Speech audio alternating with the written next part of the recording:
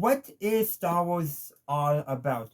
You probably caught my video last week where the political messages of Star Wars got mumbled in the sequel trilogy, but this week I want to talk about what in Star Wars wasn't mumbled. So this is what has been consistent across all of Star Wars. Originals, prequels, sequels, all the shows. What has been consistent? And you know what? It is consistent. This has always been consistent. Messages of hope and redemption, and also fighting tyranny. So even if they, like I said last week, they sometimes mumbled how that tyranny was presented, it's consistent that our heroes, our good guys, have always fought against tyranny or those who wish to enact tyranny. That's always been part of it. Hope for a better tomorrow, hope in the face of insurmountable evil has always been present.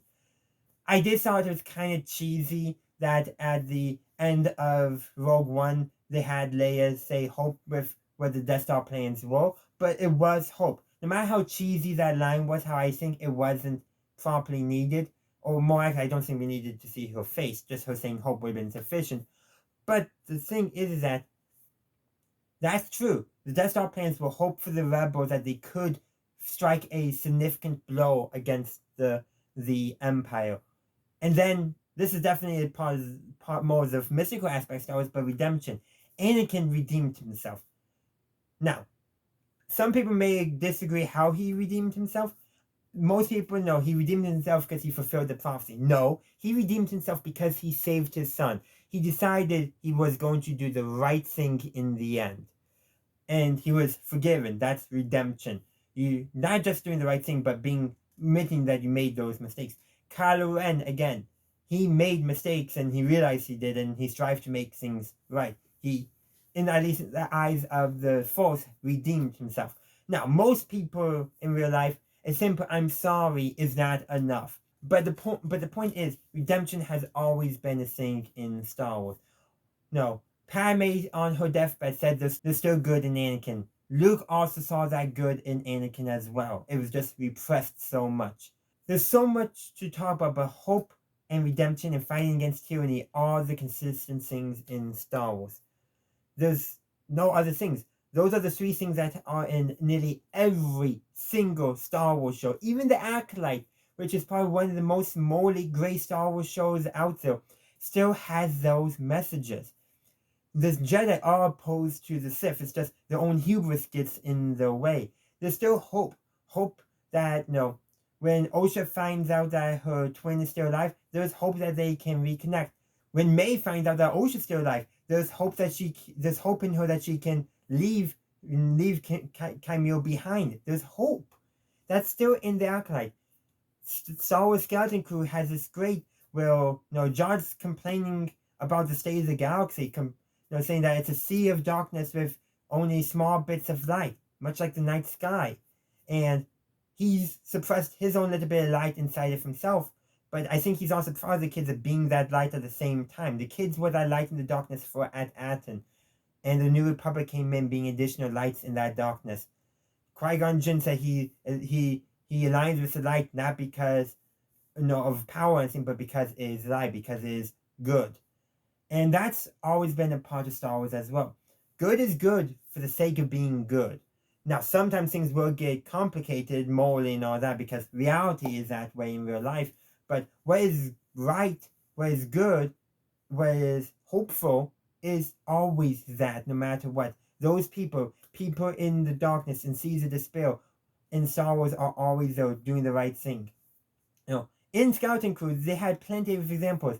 You had the dancer on the pirate base who saw the kids and told them they shouldn't be there. It's not safe for them. You have Kim also being looking out for the kids, being a light in the darkness. That one individual who helped them get further down into the previous pirate captain's layer too. He was a pleasant individual, even though he looked like a monster. He was a light in the darkness. There's so much of that in Skeleton Crew, but all over in Star Wars.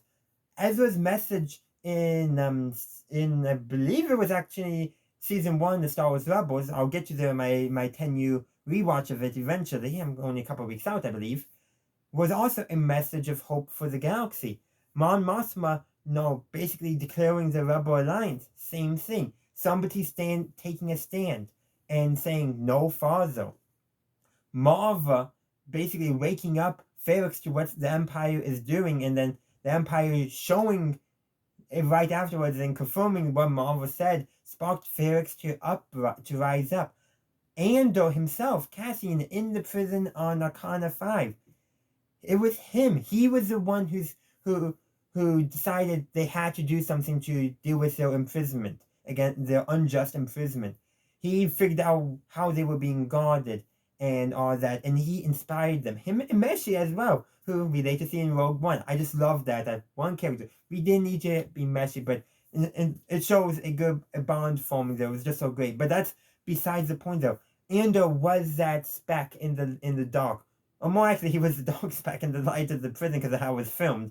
But the point being is, he stood up. He inspired the entire prison.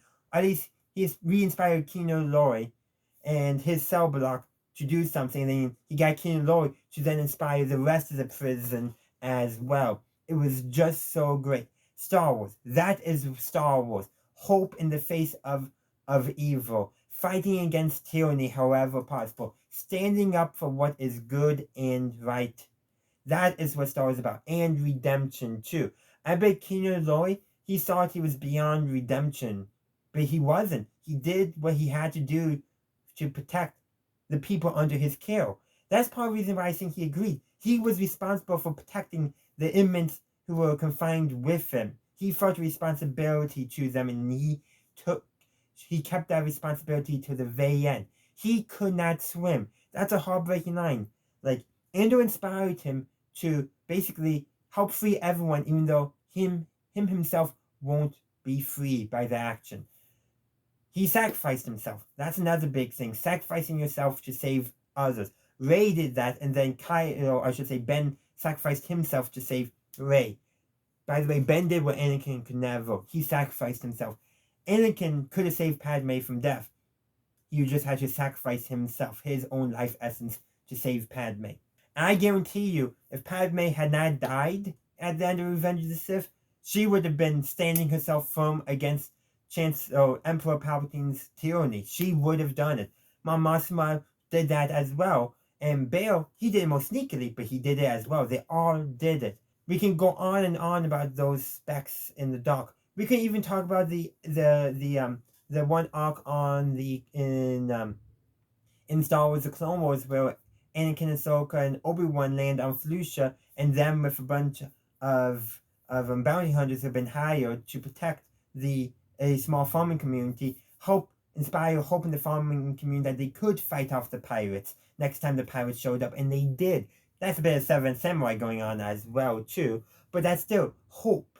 People saying is like, no, we can do better than this, and doing better.